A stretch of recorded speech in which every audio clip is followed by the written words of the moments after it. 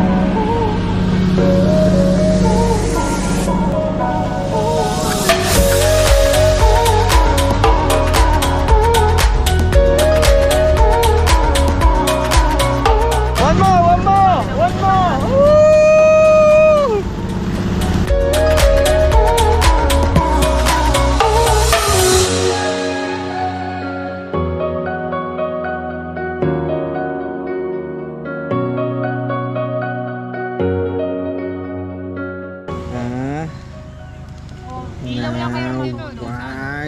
May target ka na ba? Kaya matutulog ka na? Cheers. There goes the sun.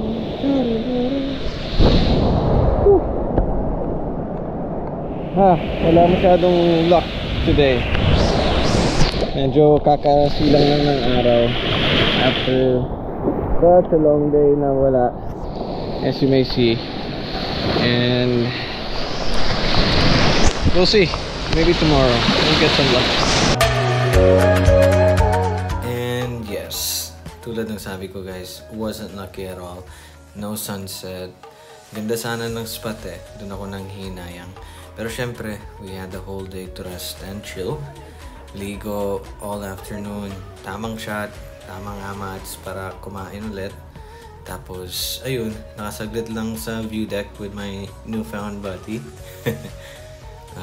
Bumaba din agad kasi malapit lang naman, mga 10 to 15 minutes lang nalakad patas. And then, dun nag-start yung long night to kill. Hingan! Pero, the view. It's a view. Really is a view. Sige, lapit ka pa, lapit ka pa. Oh, isa pa. Taas kamay. Baba kamay. Lapit ka onte. Diba? Ang ganda, oh. Oh, diba? Ang ganda, oh. Pagkain na, ha? Wala tayong picture?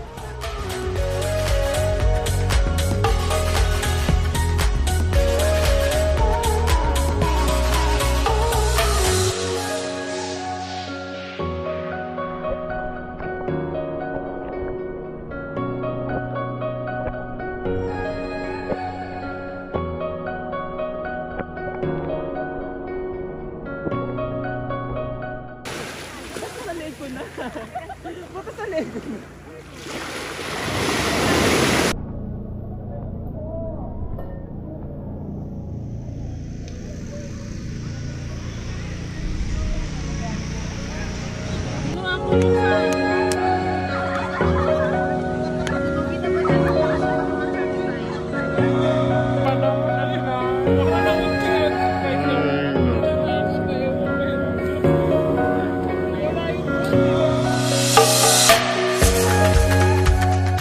Good morning guys. So yeah, woke up to no sunrise pa rin, umaambon.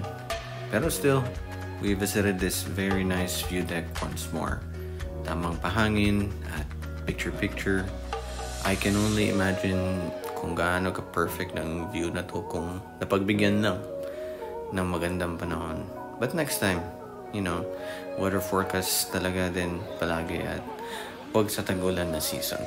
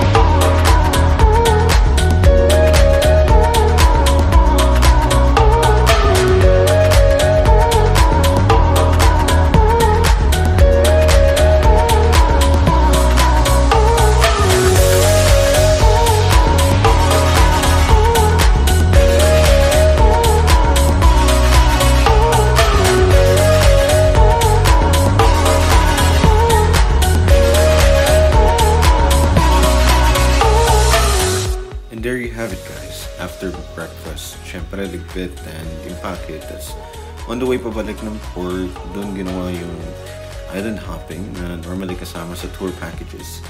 So if you ever get to visit dito, huwag mo na kayo magbihis ng pang-uwi kasi you wouldn't want to miss enjoying the beauty of Capones and Camarang Island where the sandbar is located.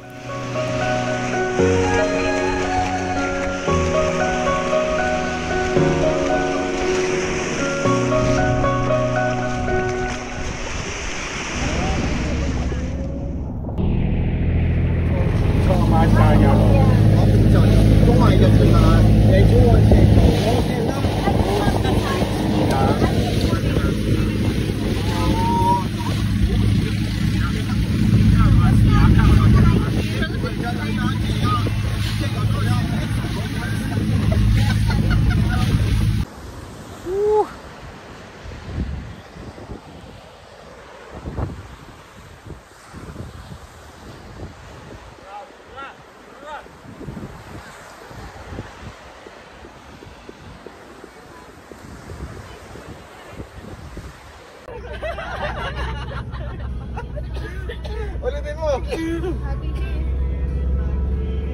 you be my boyfriend? Oh, tumiming pa yung kanto! Crazy for you!